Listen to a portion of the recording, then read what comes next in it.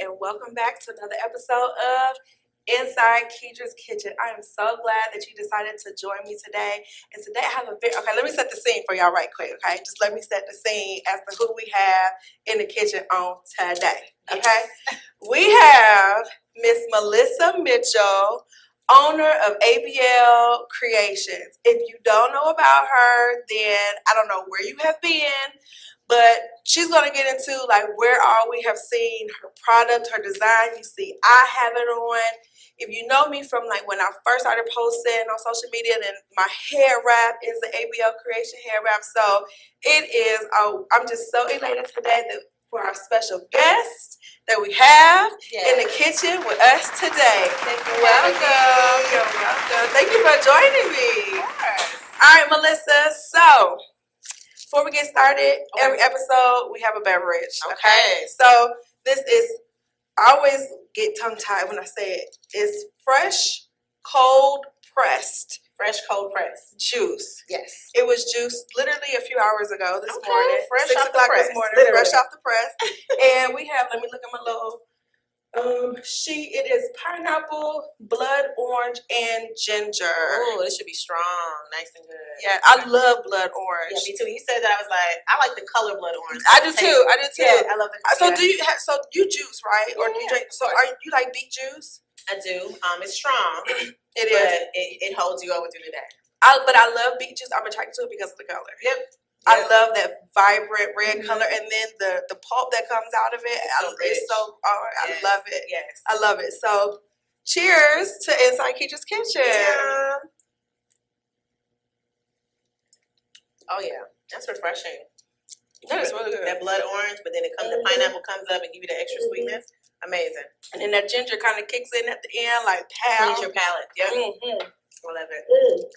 Look at her. I can drink that all day. She gonna have another level. I can drink that all day. It is so good. Okay, everybody. So today we are going to be making chicken fried rice, and we're also going to be making crab rangoons. Now, when I send out my invites, I ask people what they can and cannot eat. Typically, crab rangoons has cream cheese in it. Yes. But Melissa specified that she does not eat dairy, so we're going to use some dairy-free cream cheese. But you don't have to do that. You could use regular cream cheese and be quite all right, okay? Do you eat egg? I do. Okay, so because we're going to put the egg in the fried rice. Yeah, I don't mind that. It's just that sometimes that cheese or that milkiness, I can't sustain. I got you. I got you. Okay, cool. All right, so we're going to get started with getting our pan together. Okay. I have some avocado oil. All right. Thank you. And what's in it? Because it's like some extra magic in the bottom. It is. It is some garlic. Garlic cloves at the bottom. Yep. Sometimes I like to put garlic or thyme, basil, some herbs, whatever, sun-dried tomatoes. Give a little bit of extra flavor. So I'm just coating my pan. And while that is warming up, what I'm going to have you do is I'm going to move this to the side. You can use tongs if you don't want to touch the chicken. Yeah, I will. So I have some seasonings over here. Watch my hands. Okay. I am Melissa Mitchell, the CEO of Abeille Creations, and you can find me on Instagram at Abeille Creations and also on my website, melissamitchell.com. I look forward to connecting with you all. So here goes some tongs for you. Yes. Pull some tongs out. Now you can season the chicken. I'm not going to put any oil on it because we're going to put it in a little bit of oil. Okay. But I have like a poultry blend. It's really, really good. I have another kind of like buttery blend. You have to smell this. Everybody that comes through here smells this. Ooh, what's that? It is a smoked sea salt. Okay, I'm looking for this on the shelf soon. Okay. Let's manifest that. Okay. Yes, let's manifest that. Amazing. Okay. Yeah, it's a smoked sea salt.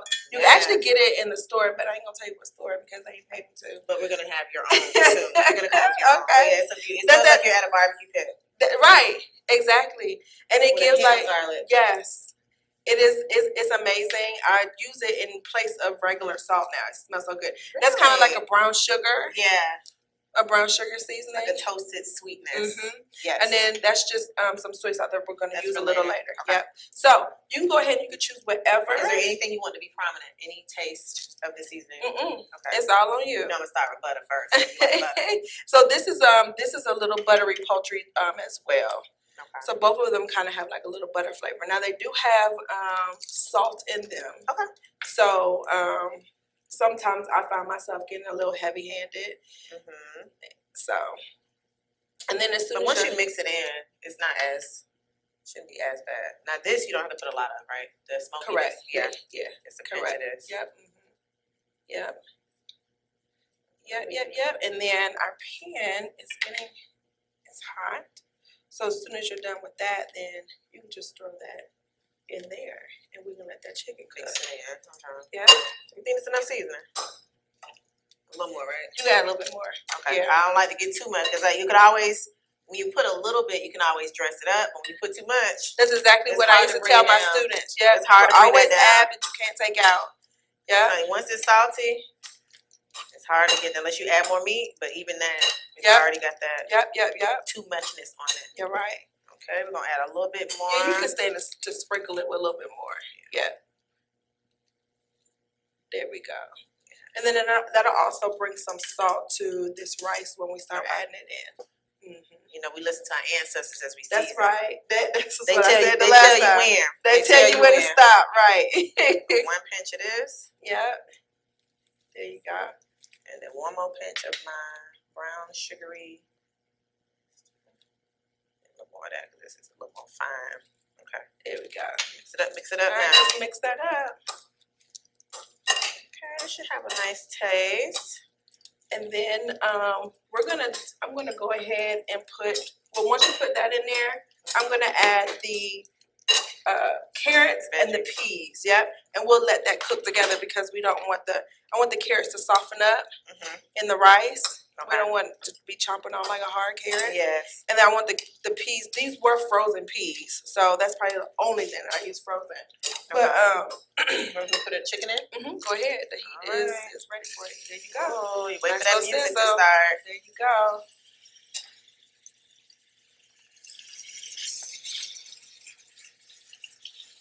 Feels like I'm cooking right out after coming from a long day at work. Still dressed up. Right. But you look cute, girl. We about to get into all of this right here. This is what we do. We get this food started. This is what we do. We're going to get into all of this. Okay. Yeah, we just put all of that in there. Trying not to overload the tongue.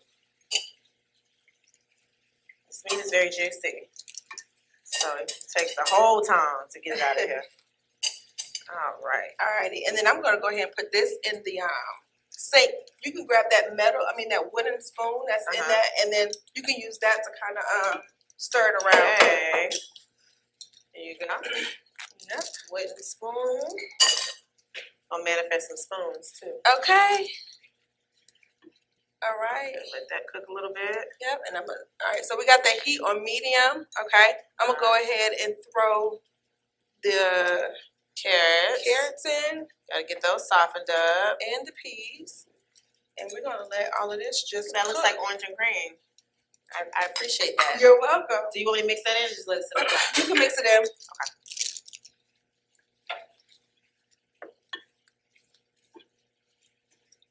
Yep. We're just gonna let all of this sit. And we're gonna cover it, just leave it uncovered. You can leave it, we're gonna leave it uncovered. I'm gonna turn the heat up though. Have it just a little bit past medium since we have so much in the pan. Yeah. Okay. And it shouldn't overcook. Okay.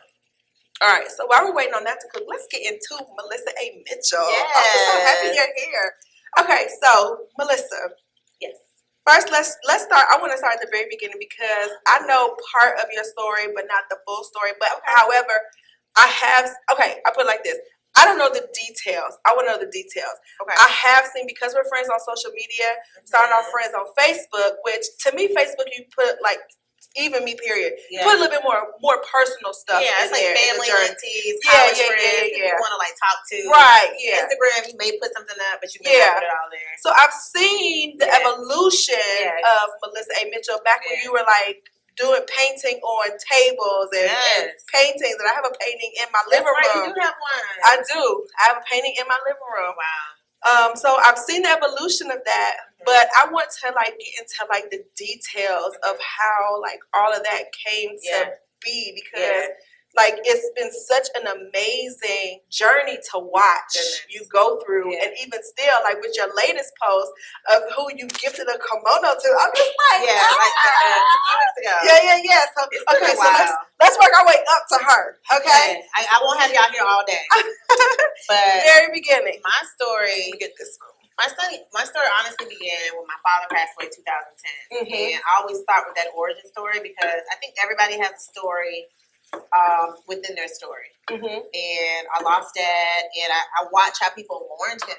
And I'm like, well, why, I mean, of course he died at 52, 53, but it was like the way people responded. And I was like, what am I going to do with my life to make it matter after I'm gone, right? And so I'm like, when you leave college, you just want to be a wife, have 2.5 kids, house on the hill. I want a yellow BMW and work for Coca-Cola. None of that stuff happened. None of it. Right. And so as I watched him like zip him up in that bag, and I was like, this cannot be what life is like. You can live your whole life. Had a massive stroke. Ooh, okay. Had a massive stroke. And so I'm watching him like this is the dash, right? He was born in 1956. The dash ended in 2010. And so I'm saying, like, what is my dash going to be? Are we racing towards that end mark? And so 2014, we have that snowstorm. And so I'm working for the government at the time, just feeling like this, I'm driving home, racing to my mama's house. I'm still living at home. And I was like, God, there has to be more to my story. This can't be like it. And so as I'm rushing through the house because we're losing electricity, I walk past this box of wood. And I had some old paint from making these gifts for myself. We're all in the same sorority. You notice the prominent colors. I'll talk about that later. And so I walk past this box, and it's like everything is dark except for like a paintbrush and some old paint. And I'm like, what is a cute little arts and crafts? I could do this while it's, we lose electricity. I could be doing some arts and crafts. And so I bring it all up to my room. I was like, what you working on now? I said, well, we about to lose power. And that means we're going to lose internet. So I need to find something that's past time. So long story short, I found that wood. I had some old magic markers, and I started just doodling in black. And I was like, this needs some color to it. This is don't feel right. I fill it in with those paint colors, and while we still had his internet, I put it on social media. Somebody DMs me like, I'll buy that for $100. Wow. I was like, dog, I'm literally doing this. Like, this is not art. This is just, he was like, no, like this matches something in my living room. And so I started seeing all these patterns, all these colors, and I painted on the floor. Like I didn't have an easel, so I'm painting like. I remember seeing pictures of you posting that. Yeah. And so my mom came to my room and she's like, "Oh, that look like a rug." I was like, "Mom, it's literally like," and I'm like, "Why is everybody jump? Like I'm not an artist. This is no big deal." She's like, "No, you're gonna do like home decor. This is not just art." And so I think she planted that in my head. I'm like, this might be like a thing. And so that same year, I lose my mind and cut all my hair off. As we do every year. Right. Been there. And now I'm ready to do locks too. And I'm ready to take mine out. Yeah, so I said, man, I can't keep coming to these events with conditioner on my hair because my hair is like this long. I said, what if I made some head wraps? What if I learned how to start wearing this art? Because people bought art, but when I started trying to charge what I was worth in my mind, people weren't buying art. Yeah. So I learned how to get art sublimated on fabric. That's when like the $1 million, $1 billion ideas came. And on my list, my manifestation list, I said, I don't care who wears my head wraps, but I want Lupita Nyong'o to wear my head wraps. So that was the first person on my list. I was like, anybody else after that won't really matter. She's my person. I said, you know what? Up late at night on that Instagram, I DM her stylist blindly. Never met the man. I Googled, I said, who dresses her? Who does her hair? And I found the guy. He's in London. I DM'd him like 3 o'clock our time and not realizing the time difference. He was up for the day. He's like, hey, I don't know you either, but I love your stuff. I was like, is this Vernon? He was like, yeah, I answered my own page because, back in the day, everybody ran their own page. Like now you have interns and teams. So he answers the DM and he says, she would love your stuff. Send me by a couple to London. I wake up the next morning, send her like 10 head wraps. He's like, oh yeah, she'll like it. I don't hear nothing from him. I'm like, girl, she wear these head wraps? What happened? And so I'll never forget it. Me and one of my girlfriends had just left the museum. We were at La Fonda. And she's like, Mel, have you been on Instagram? I was like, girl, I'm supposed to be trying to stay present. We hanging out. She's like, Lupita is in Vogue. in your head wrap. One of your hair wraps. I was like, no. Vernon would have texted me. She was like, well, check your phone. So he had DM'd me. He was like, where are you? Where are you? Because we were in the museum. So I was like, no, we trying to be present, you know, because social media was taking over our lives real bad. So 2016, she ended up in Vogue magazine. Said it's one of her favorite things to travel with. And I want to say that was like the first domino that kind of like fell to really push my career forward. So from that moment on, I was never afraid to really ask for what I wanted. And we were just talking about that whole DM, social media, making connections on Instagram. Be sincere. Be intentional. Don't waste people's time. Yeah. I have people all the time asking me very Googleable questions, and I'm not mean about it, but I said, have you done your research? Because I'm a researcher. Before I even come to you, I've already had 5 or 6, Google searches that I've done. And so when you finally get a hold of that person, make sure you have your top, in 5 minutes, tell me exactly what you want. And so within 2 minutes, I was like, I just want to get it to her. I don't care what happens. And she wore it in Vogue. She wore it when she traveled. People saw it. I ended up doing some deals for like Andy. Everybody loving hip hop wore it. And the next year, I'm like, okay, God, I want a global deal. And God is like, girl, ain't nothing too hard for me.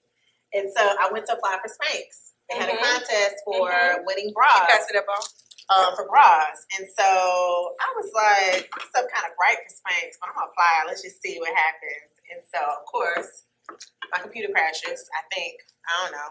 I put in an application. I called my sister. I was like, see if your computer's crashing too. She's like, well, I didn't get an email that said your application went through. I was like, girl, whatever. I'm done with it.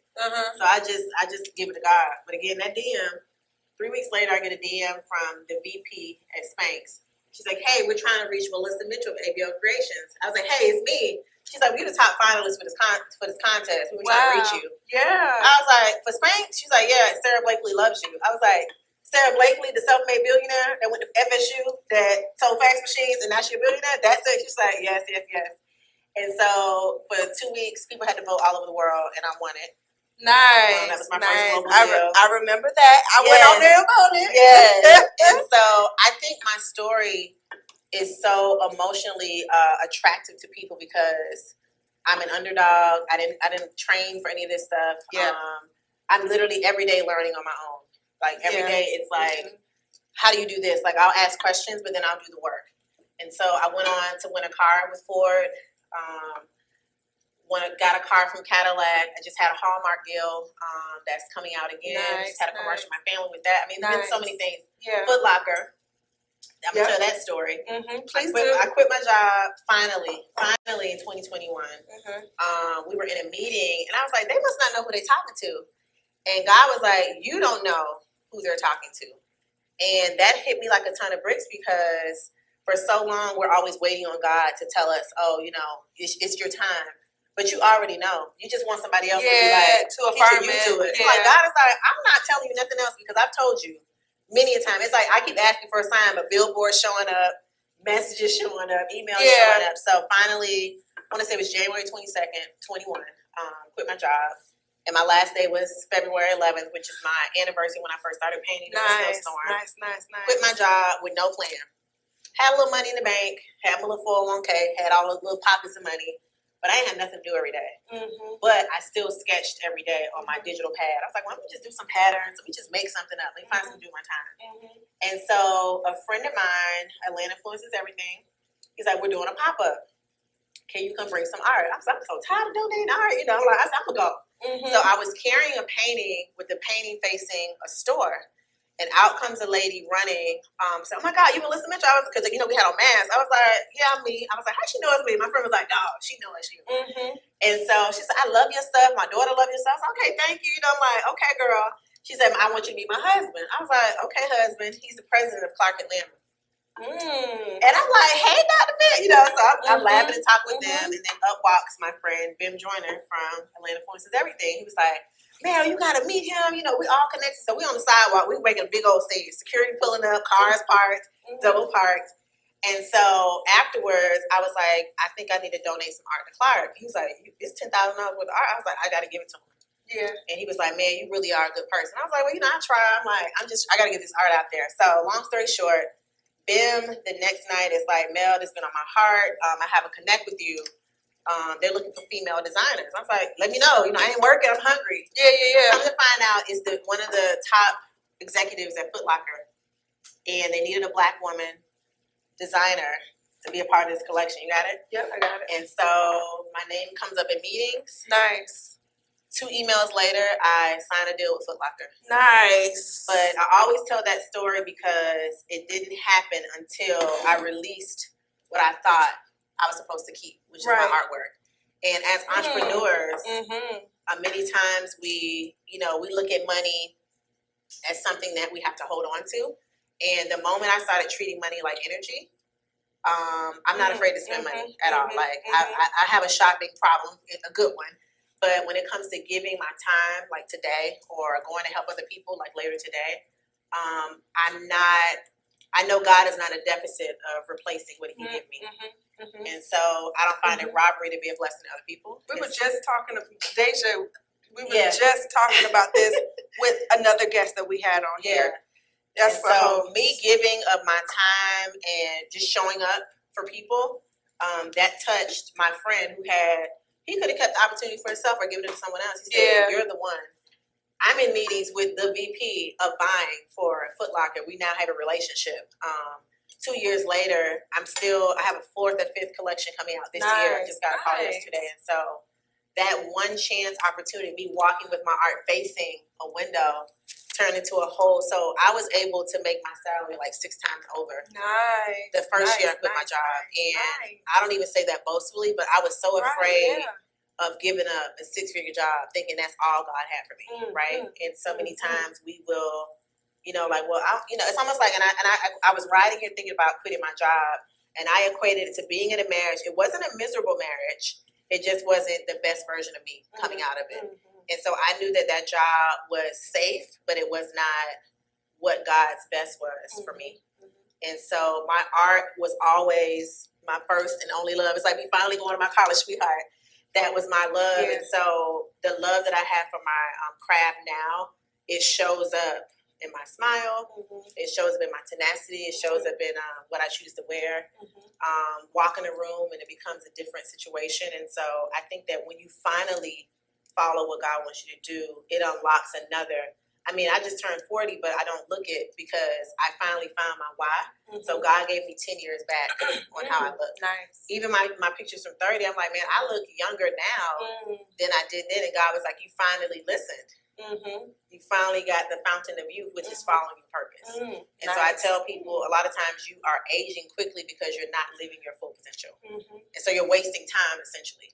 So all the things I thought I lost, God can completely turn around within a day. So I think in all these dead end relationships, I can walk out of here right now and meet a man and be married by May.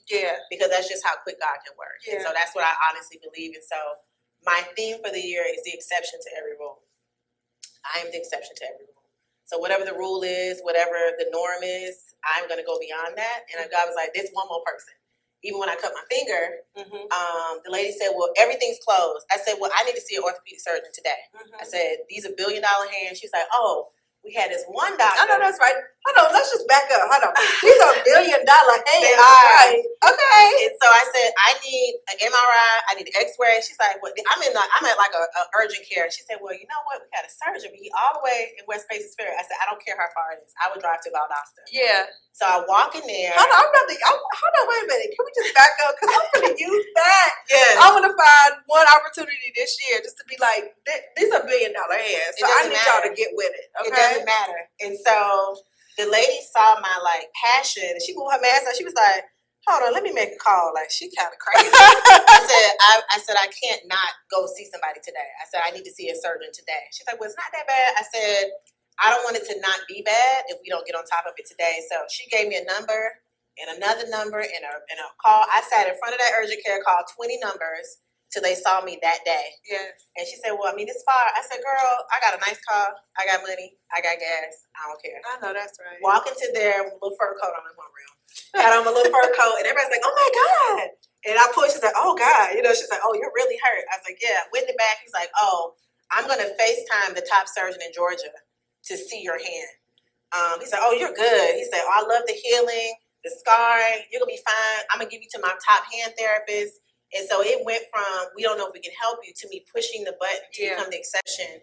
But when you become the exception, be willing to do the work. Like, it's not going to be like, oh, you're not going to be ushered into the front. You're going to have to fight to get to the front of the line. And so my story as an artist has been, this is just my drug of choice, art, but it's my spirit and my tenacity to push through no matter what, no matter the task, no matter what is asked of me. And so I behoove other entrepreneurs to not be discouraged with whatever you've been given or whatever you've been asked to do, because every no is not the end of the road. And I'm glad the no's happened, because had I gone with those relationships that I thought I was supposed to be in, those jobs I was supposed to have, it was almost like God took the taste for them out of my mouth, so I would not even be attractive to situations anymore.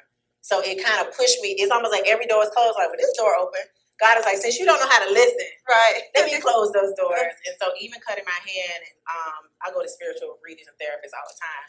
She said, your left hand is your receiving hand. She said, obviously God wants you to slow down, because it's my pinky, and it's the anchoring finger of your hand. And I'm like, well, God, I'm like, God, why me? I'm crying and going, and I still was able to make all my dinner and do all those things. But God is like, what you're about to get is so big, I'm going to have to retrain you to receive it. So I'm literally have to retrain my left hand. Oh, wow. To slow down, to receive how big this next lesson is going to be. Wow. And so I'm embracing these first 7 days of the year, the first 8 days. And even coming here today, I was like, my hand going to be all, I was like, girl, I still got my finger. My hand still work, and so slowing down to realize that I am human, I'm not a robot. Seeing my hand heal itself is God in a new form, in a new way. And so I can't wait to watch this years and months from now and say, wow, I really got through that, And so even sewing into your ministry, I've given so much away as an entrepreneur, like so much. My apron, like she just texted me, and I was like, I'm gonna just send you stuff, and most brands are like, I ain't giving nothing away. She got to pay for this, and but the same God gives me a call to have a collection with Foot Locker that no other Black woman has been able to do. And so I don't look at my blessings coming from where I always sow, because God's garden is so vast that my tree can sprout up in the north, although I sowed in the south. And so, so I'm just grateful to be able to just reap the harvest, no matter what part of the field it's coming from. I know that it's still in the ground. Yes. Oh, thank you for coming to my TED Talk. Look, we forgot all about the food. I don't even care about the food no more. You know what? No, I'm just joking. No, but that's very hot. Very very inspiring. I love it. Like I said, I saw the evolution, but didn't know all the details. So I'm very that's very inspiring to hear. Very inspiring. So okay, we're gonna get back into all of that. But we first we're gonna get into this food, right? Okay, so getting back into the food. We coated the pan lightly with avocado oil and added the rice along with shallots, seafood mushrooms, green onions, and soy sauce. We let that cook for about 7 to 8 minutes, scrambled an egg, and then added everything back into one pan to incorporate it all together.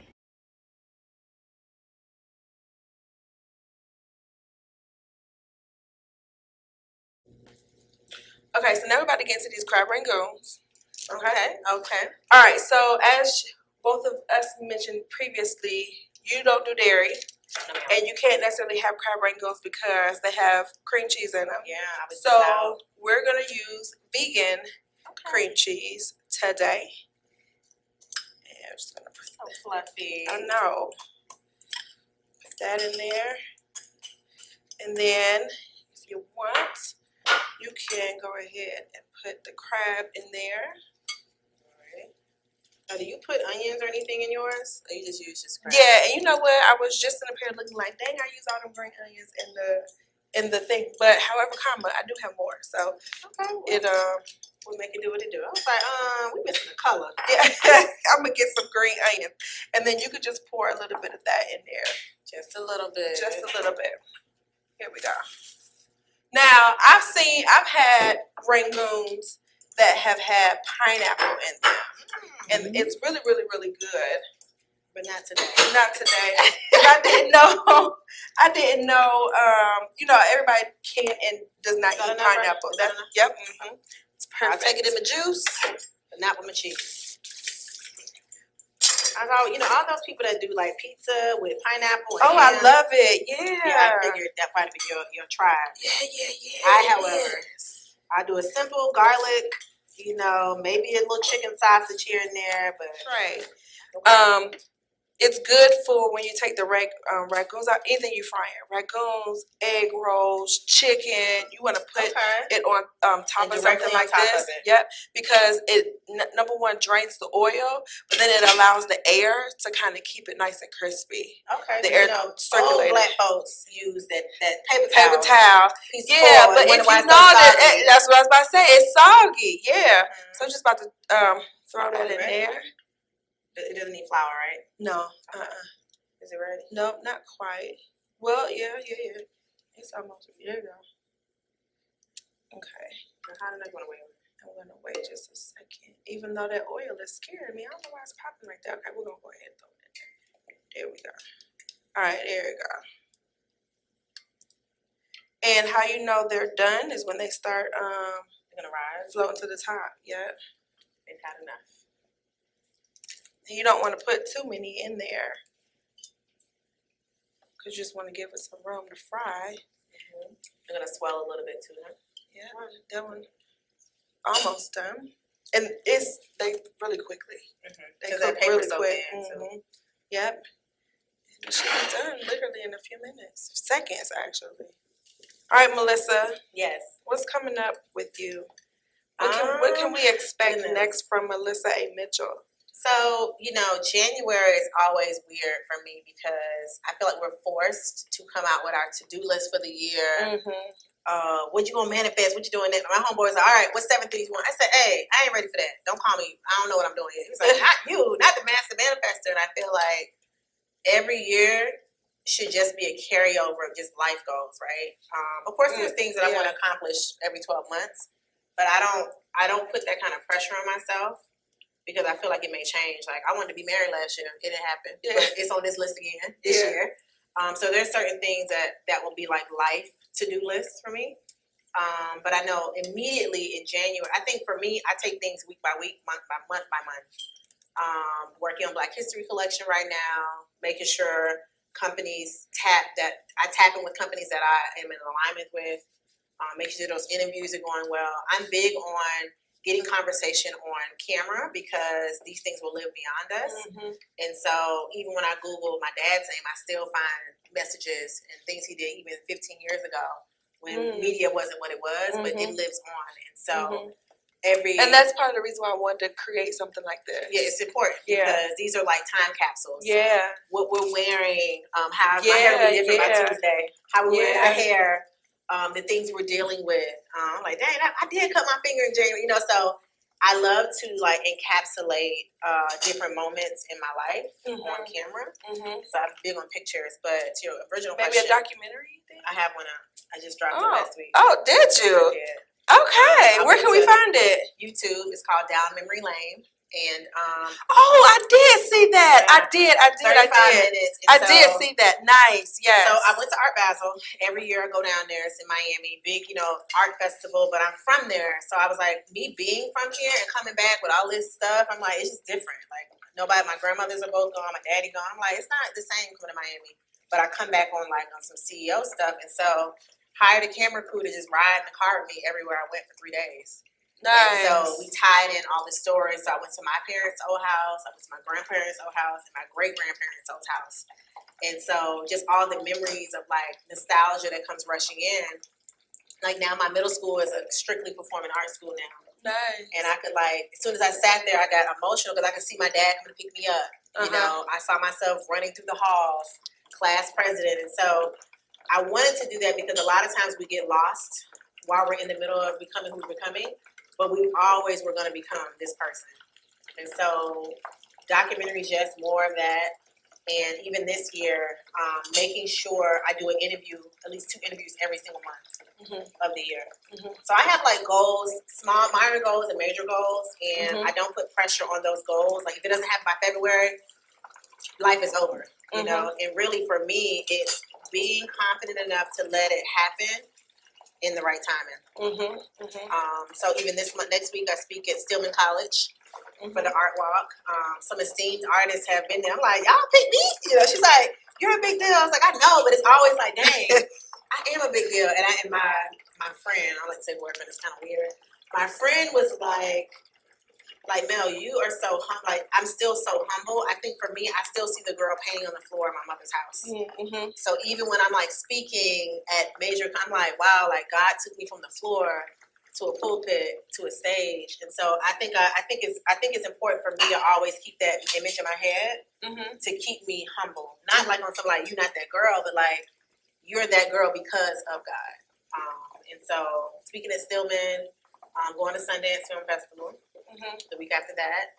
And hell, Black History Month the next week. So the 4 weeks I'm gonna be hitting the ground running. A lot of big interviews with that. Then Women's History Month, hitting the ground with that. And so we're almost at the summer.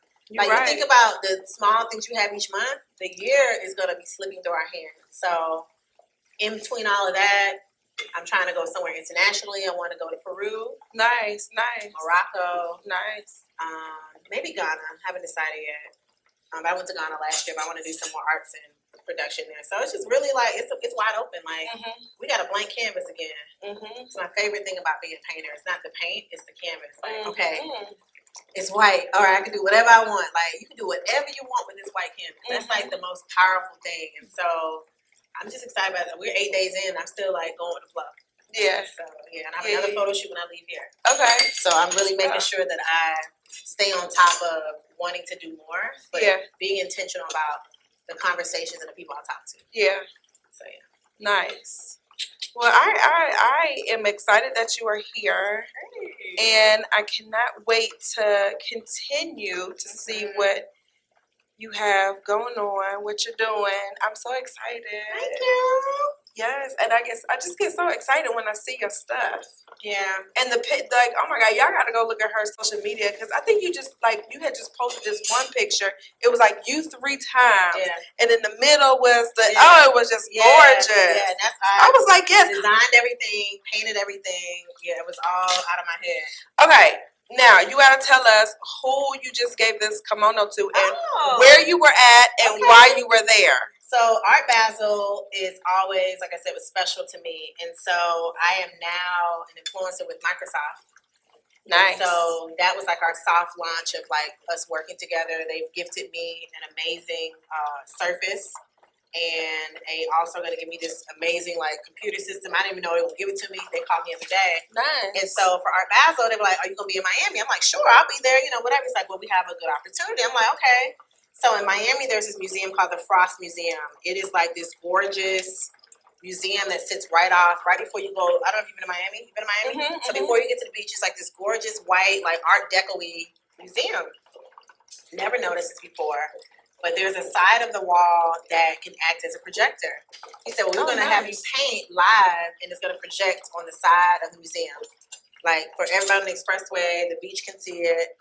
And so I did that, and so on top of that, you're going to open up for Felicia Rashad. Before she speaks, you'll warm up the crowd. And so I was like, "What you mean, like Claire Huxtable? My sword from Howard?" And they were like, "Yeah." And so I'm just in my own little world painting live. And so she walks in, I'm like, "Oh my God, that's Claire Huxtable." I'm like, that's her. He's like, "Go talk to her." I'm like, I can't. Like, I literally was like, my legs aren't working. I can't go talk to her. My photographer was like, "Dog, like, we talked about this in the car. Go do it. And so I'm still nervous. And so we ended up taking official photos together. And I was like, you know what? Nice. I brought a kimono with me just in case I had a chance to shoot my shot. Yeah, and I did. There you go.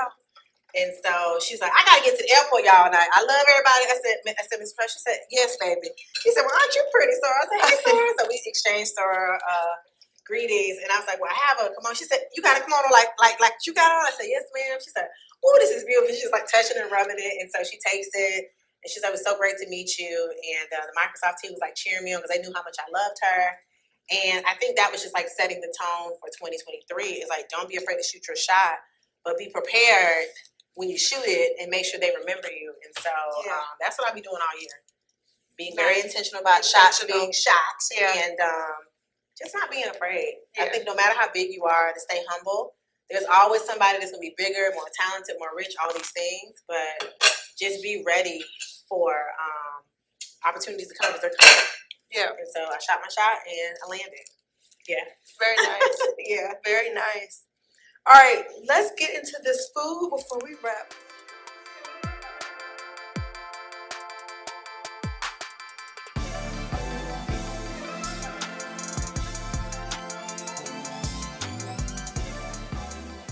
Let me know how it tastes. Okay. Sometimes I like using frozen fruit because it gives it a little crunch. So Frozen vegetables? Frozen veggies. Mhm. Yeah, it gives you that, like, it's not mushy, but sometimes when you cook it with like rice and stuff, it will make it mushy, but this made it like still stay alive. Mm-hmm. That is, you talking about the carrots or the peas? On the carrots frozen? Mm-hmm. No, the peas. No, the peas were. Yeah, but the they're carrots. not, sometimes peas get mushy. Mm-hmm. Yep. The carrots were, they weren't frozen. They were fresh carrots. They just cut up. Nice. All right. And my seafood mushroom. Right, let's go to this Crab Rangoons. See how this breaking out. With the vegan sour cream. Can't even tell. Or cream cheese, I mean, not sour cream.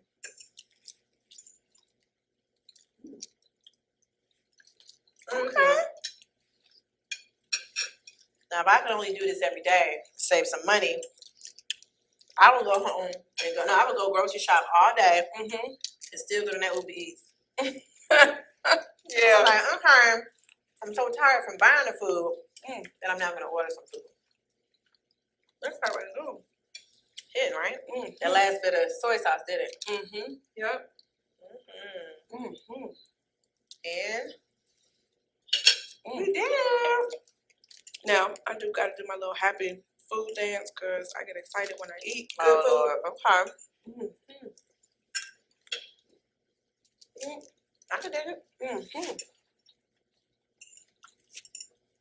And I do like the taste of the fresh carrot because I just had a carrot. Mm-hmm. Cooking the fresh carrot, it's soft, but it's crunchy, but it's soft. Like you ain't crunching on potato chips. That's what I'm saying, yeah. Mm-hmm. Yeah. Mm. Well, I hope you enjoyed. Yeah. Well, I hope you enjoy the food. Thank you so much for joining me. Thank you for having And me. Keetra's Kitchen. Let the people know all of your information. Yes, once again, I'm Melissa Mitchell of Abeille Creations. You can find me on my website, melissamitchell.com, and also I'm always on Instagram running my mouth. And that is on Abeille Creations, Abeille Creations, and that's how you can find me. Mm-hmm. Hair wrap. Are the aprons online? Yeah, everything's online. Hair wrap. Everything aprons. can sell, except our souls. Everything can sell. Yes. All right. Thank you for joining me for another episode of Inside Keetra's Kitchen. And I hope to see you again. Oh, hold on, wait a minute. We got a little bit more left. I told you to say something. All righty. See y'all next time. Bye.